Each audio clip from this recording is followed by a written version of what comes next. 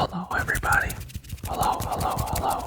And welcome back to another ASMR video. And today we're going to be doing something a little bit traditional. We're going to do some book reading. And I know it's been a long time since we've done this, but we're going to continue reading on the history of mathematics. So, if I remember last time we were on Anaxagoras of Clazomenae, right? So it continues on. The 5th century BC was a crucial period in the history of Western civilization, for it opened with the defeat of the Persian invaders and closed with the surrender of Athens to Sparta. Between those two events lay the great age of Pericles, with its accomplishments in literature and art. The prosperity and intellectual atmosphere of Athens during the century attracted scholars from all parts of the Greek world, and the synthesis of diverse aspects was achieved. From Iona came men such as Anaxagoras, with a practical turn of mind. From southern Italy came others such as Zeno with stronger metaphysical inclinations. Demetrius of Abdera espoused a materialistic view of the world, while Pythagoras in Italy held idealistic attitudes in science and philosophy. At Athens, one found eager devotees of old and new branches of learning. From cosmology to ethics, there was a bold spirit of free inquiry that sometimes came into conflict with established mores. In particular, Anaxagoras was imprisoned at Athens for impurity, and asserting that the sun was not a deity, but a huge red-hot stone as big as the whole Peloponnese, and that the moon was inhabited Earth that borrowed its light from the sun. He well represented the spirit of rational inquiry, for he regarded as the aim of his life the study of the nature of the universe, a purposefulness that he derived from the Ionian tradition, of which Thales had been a founder. The intellectual enthusiasm of Anaxagoras was shared with his countrymen. To the first scientific bestseller, a book on nature, which could be bought in Athens for only a drachma. Anaxagoras was a teacher of Pericles, who saw to it that his mentor ultimately was released from prison.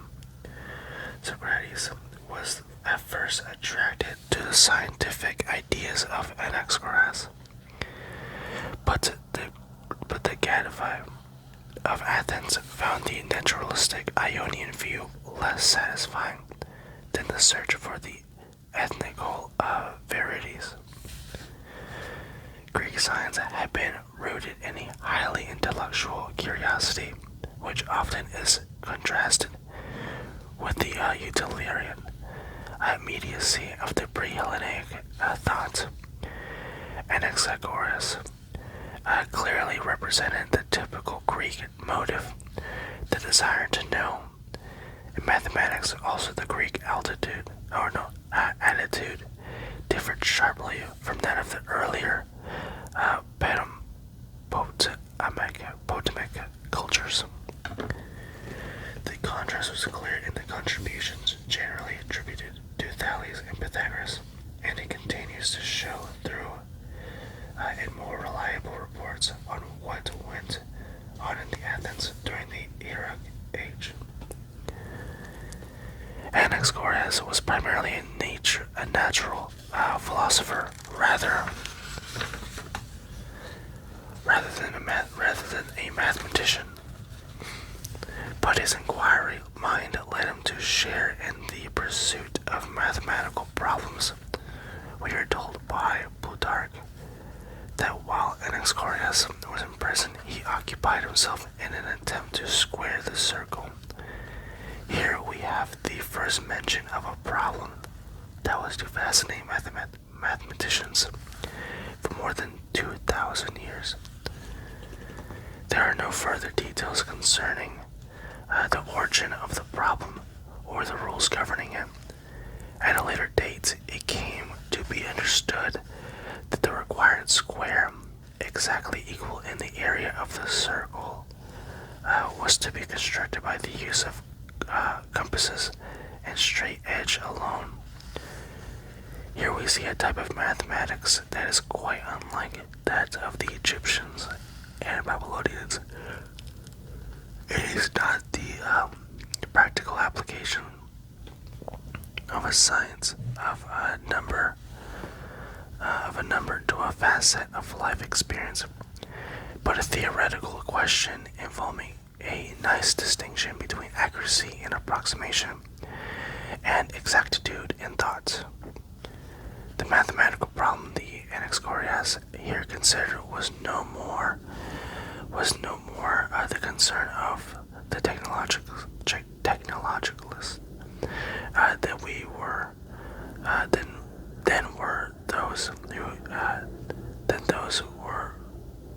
than were those who raised in science concerning the ultimate structure of matter.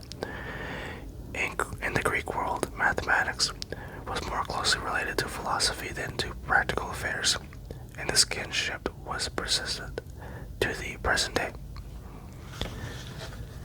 3 famous problems. Anaxagoras died in 428 BC, the year that the Archytas was born, just 1 year before Plato's birth, and 1 year after Persilius' death. It is said that Persilius died of the plague that carried off perhaps a quarter of the Athenian population. And the deep impression that the catastrophe created is perhaps the origin of a second famous mathematical problem. It is reported that a delegation had been sent to the oracle of Apollo at Delos to inquire how the plague could be averted, and the oracle had replied that the cubical altar to Apollo must be doubled. The Athenians are said to have been dutifully double the dimensions of the altar, but this was no avail in curbing the plague. The altar had of course been increased 8-fold in volume, rather than 2-fold. Here, according to the legend, was the origin of the duplication of the cube problem, one that henceforth was usually referred to as the Delian problem. Given the edge of a cube, construct with compasses and a straight edge along the edge of a second cube, having double the volume of the first. At about the same time, they are circulated in Athens. So a third celebrated problem, given an arbitrary angle, constructed by means of compasses and straight edge alone, an angle 1/3 as large as the given angle. At these 3 problems, the squaring of the circle, the duplication of the cube, and the trisection of the angle, have since been known as the 3 famous or classical problems of inequality. More were unsolvable by means of straight edge and compasses alone.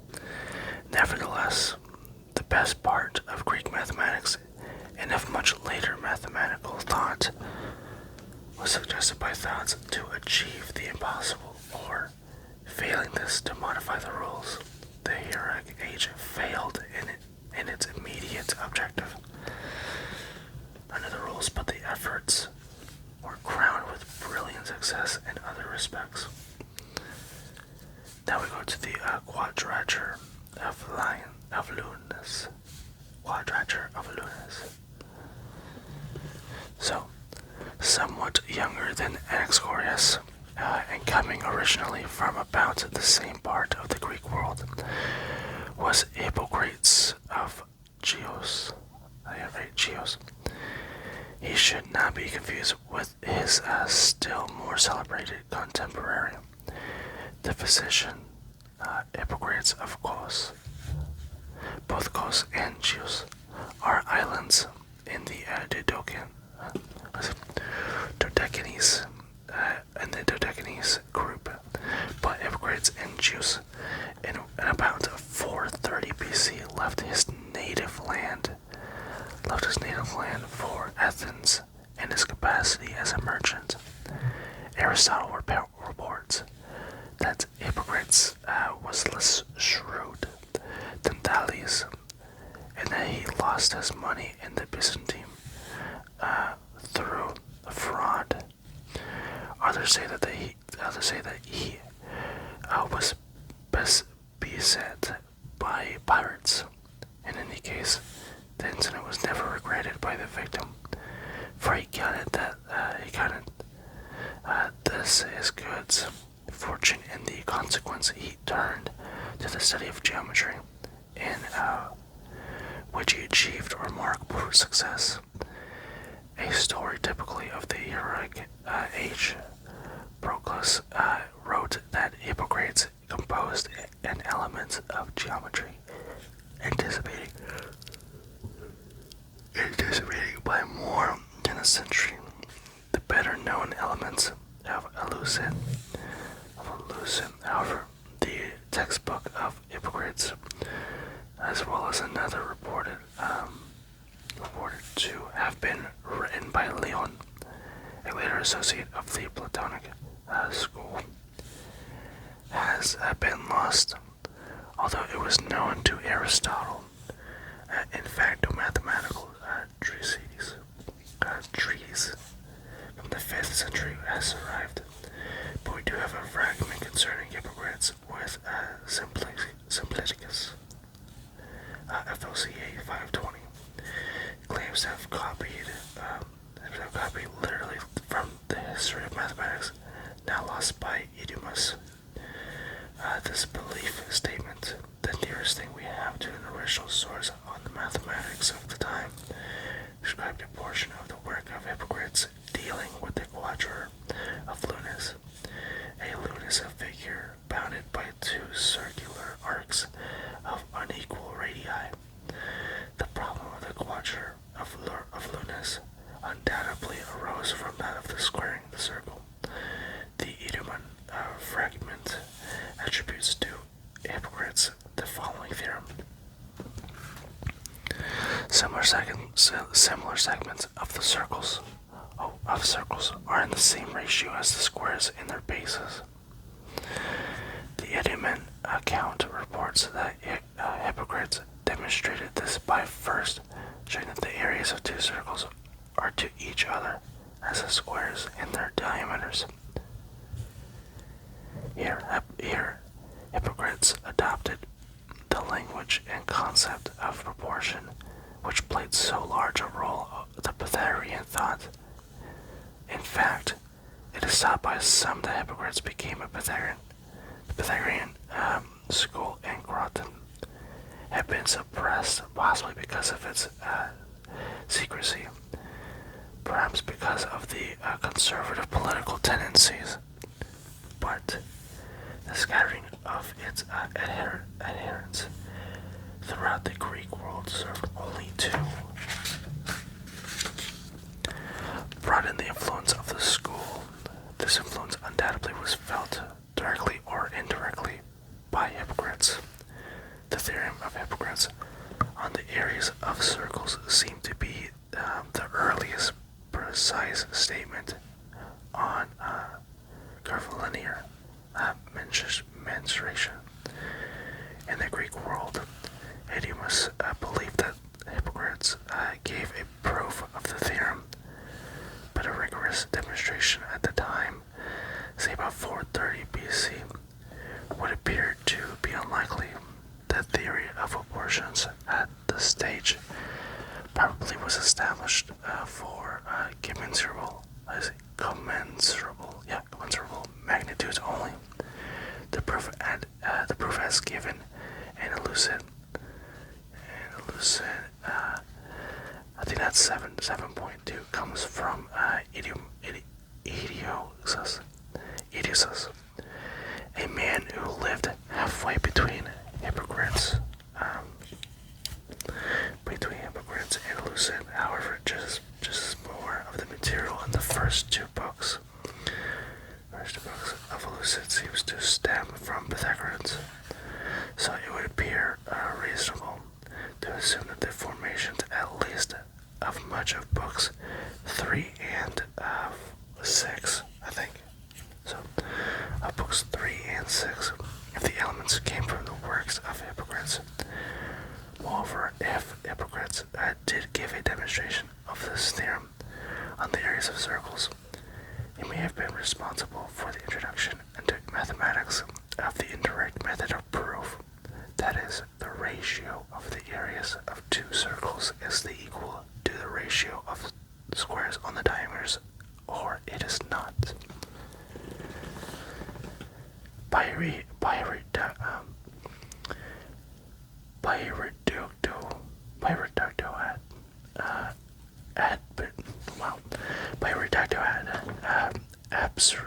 Absurdum. From the second of the two possibilities, the proof of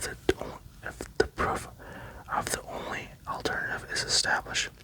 From this theorem of the areas of circles, Hippocrates readily found the first rigorous quadrature of a curvilinear area in the history of mathematics. He began with a semicircle circumscribed about an isosceles right triangle, and the base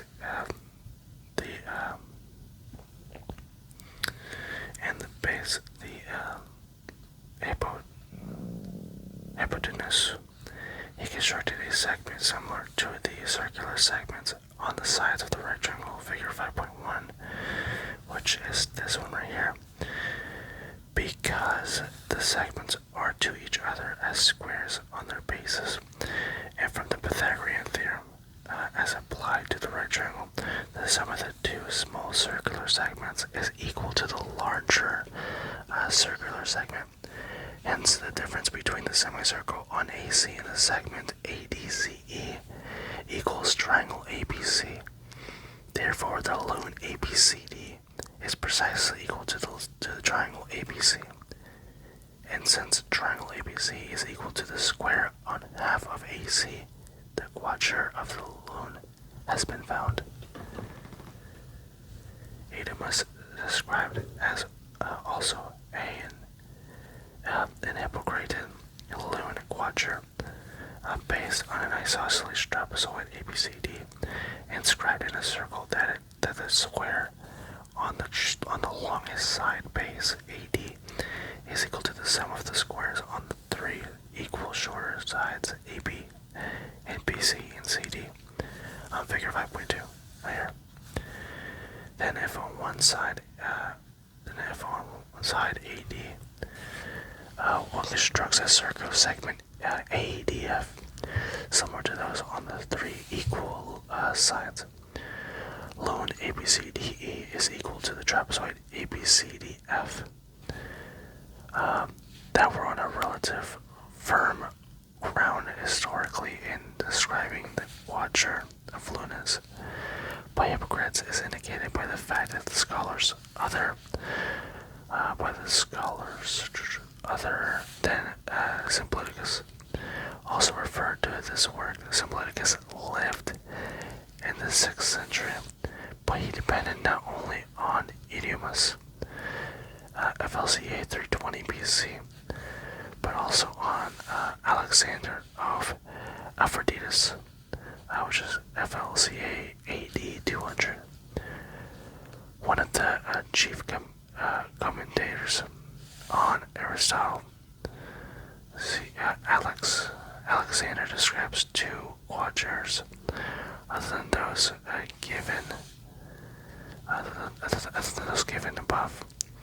One, if on the hypotenuse, oh my gosh, hypotenuse, I'm sorry, if on the hypotenuse and sides of an isosceles right triangle only constructs semicircles, figure 5.3, then the lunas created on the smaller sides together equal the triangle. 2. If on a diameter of a semicircle one constructs an isosceles trapezoid with 3 equal sides, figure 5.4, which is right here. And if on the third equal side semicircles are constructed, then the trapezoid is equal in area to the sum of 4 curvilinear areas. The three equal lunas in a semicircle on one of the equal sides of the trapezoid.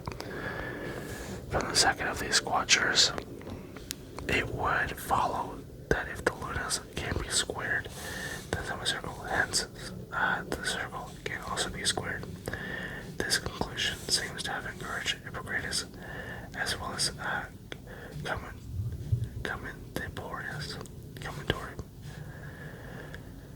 contemporaries and early successors to hope that ultimately the circle would be squared. And then continued proportions. So the Hippocratean quadratures are significant, not so much as attempts at circle squaring as indications of the level of mathematics at the time. They show that Athenian mathematics were adept at handling transformations of areas and proportions. In particular, there was evidently no difficulty in converting a rectangle of sides A and B into a square. This required finding the mean proportional or geometric mean between A and B. That is, if x equals x and then B. Geometers of the day easily constructed the line x. It was natural, therefore, that geometers should seek to generalize the problem by inserting two means between the two given magnitudes A and B. That is, given two line segments A and B, they help to construct two other segments x and y, such that ax equals xy and yb. Hippocrates said to have recognized that this problem is equivalent to that of duplicating the cube. For if b equals 2a, the continued proportions upon the elimination of y lead to the conclusion that x cubed equals 2a cubed. There are three views on what Hippocrates deduced from his quadrature of lunas. Some have accused him of believing that he could square all lunas, hence also the square. Others think that he knew the limitations of his work. Concerned also it was with some kind of lunas only. At least one scholar has held that Hippocrates knew he had not squared the circle, but tried to deceive his countrymen into thinking that he had succeeded. There are other questions too concerning Hippocrates' contributions. For to him has been ascribed with some uncertainty the first use of letters and geometric figures. It is interesting to note that whereas he advanced two of the three famous problems, he seems to have made no progress in trisecting of the angle, a problem studied somewhat later by Hippias of Elis. And so I think that is a pretty good place to stop. So that's pretty interesting. The three classical problems. Who would have thought that there is, only 2 out of 3 would have been actually solved. But hopefully, we can figure out how they figure out the third one. So, if you guys enjoyed this video, I would, say just leave a comment down below and see, tell me what you enjoyed about the book. I definitely enjoyed like the whole, dissecting the problems and all that. I found that to be really cool. But anyways, this was Wondering ASMR. And, wherever you are in the world, if it's the morning, afternoon, or nighttime, you have a great night. And, yeah, I hope you guys have a great night. And also, I have a link to a Discord if you guys want to join. That's up to you. But, regardless, you guys have a great night. And I'll see you guys next time. Bye.